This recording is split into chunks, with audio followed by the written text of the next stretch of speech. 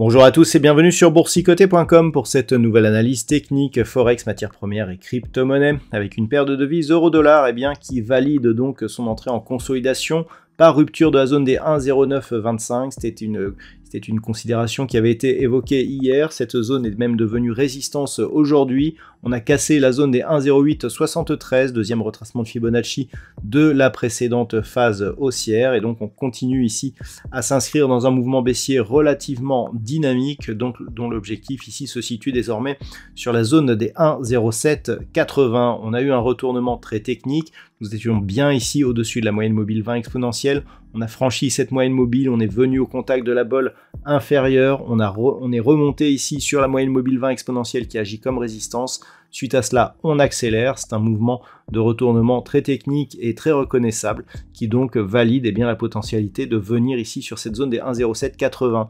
Niveau d'invalidation de cette anticipation plutôt baissière, un retour au-delà de la zone des 1,0925. Sur la paire de devises livre sterling contre dollar américain, là où hier on était encore au-dessus de la moyenne mobile 20 exponentielle, là on casse cette moyenne mobile. Alors on revient sur la zone des 1,2440 et donc cette zone c'est le dernier rempart à un retournement de tendance. Alors pourquoi? On est certes bien sous la moyenne mobile 20 exponentielle qui agissait depuis comme zone de support, mais cette zone ici horizontale, elle était précédemment résistance majeure de la dynamique haussière, donc sur cette paire de devises livre sterling contre dollar américain. On est ici en daily, c'est donc du moyen terme. Cette zone ici horizontale pourrait avoir une portée assez forte et un franchissement de celle-ci validerait donc le retournement de tendance avec très certainement un retour ici sur une zone proche des 1,2370 pour la bande de Bollinger inférieure, zone qui était aussi un niveau horizontal mineur que l'on peut matérialiser ici comme ceci sur ce graphe. Et donc en cas de franchissement ici de cette zone, on passerait dans une dynamique potentiellement baissière et forte avec comme objectif un retour ici sur la zone des 1,2270. Concernant l'or, la configuration technique ne change pas, on est toujours au-dessus de la moyenne mobile 20 exponentielle suite à un contact ici sur la zone des 2070 $ l'once, donc une phase de neutralisation qui ne parvient pas à repasser durablement au-delà des 2050 $ l'once. La tendance reste toutefois haussière, ne serait-ce que par le support ici de cette moyenne mobile 20 exponentielle, avec comme objectif un retour sur cette zone majeure qui définit le niveau historique du métal jaune, puisque on est venu que 3 fois sur cette zone. Donc un retour sur celle-ci signerait la probabilité assez forte d'avoir de nouveaux records sur l'évolution du métal jaune, alors qu'il faudrait une rupture de cette zone mineure ici des 1975 $ l'once pour revenir éventuellement et casser cette zone des 1960. Donc 1975 serait un pré-signal, alors que 1960-57 ici serait un signal majeur en cas de cassure baissière. Mais globalement, tant que l'on est au-dessus de ces niveaux, ça reste haussier pour le métal jaune.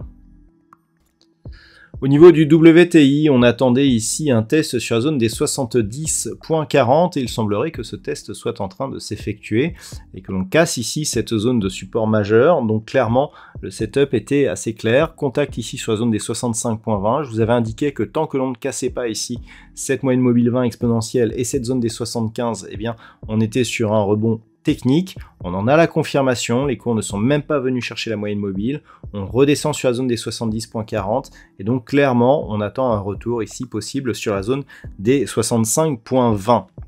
Nous avons eu 2 contacts sur cette zone. Si les cours venaient avec cette même dynamique d'ici 2 ou 3 séances, marquer un contact sur cette zone, on aura un signal relativement fort qui, en cas de rupture ici des 65.20, pourrait provoquer une accélération baissière donc sur l'évolution des cours du pétrole brut léger américain. Une rupture de cette zone nous donnerait comme objectif une possible poursuite ici en direction de cette zone largement inférieure des 57,50 $ le baril. Et enfin sur le Bitcoin, je vous indique depuis quelques jours qu'une rupture ici des 27 000 $ pour un Bitcoin serait un début d'invalidation de la poursuite du mouvement haussier depuis la cassure donc des 25 200. On en a la confirmation aujourd'hui, cette zone était attaquée les 2 précédentes journées, on est en train de la casser aujourd'hui et donc tout va se jouer sur un éventuel retour de la zone ici des 25 200 $ pour un Bitcoin, puisque ce niveau avait été la résistance ici d'un range moyen-long terme dans lequel avait évolué cette crypto-monnaie, donc depuis ici ce franchissement qui avait eu lieu l'année dernière au mois de juin, dont on était ressorti ici au milieu du mois de mars. Et donc clairement, le fait de revenir et de recasser ici cette zone à la baisse invaliderait la potentialité ici d'une reprise d'un mouvement haussier. Donc globalement, pour l'instant, ça reste haussier, même si on fragilise un petit peu cette tendance par la rupture de la zone des 27 000 $ pour un Bitcoin. Mais attention à un éventuel retour ici sur cette zone des 25 200 la semaine prochaine. Voilà donc ce que l'on peut dire sur l'analyse technique de ces principaux actifs de marché. Je vous souhaite de passer un très bon week-end. On se retrouve dès la semaine prochaine pour d'autres analyses techniques, toujours sur le site boursicoté.com.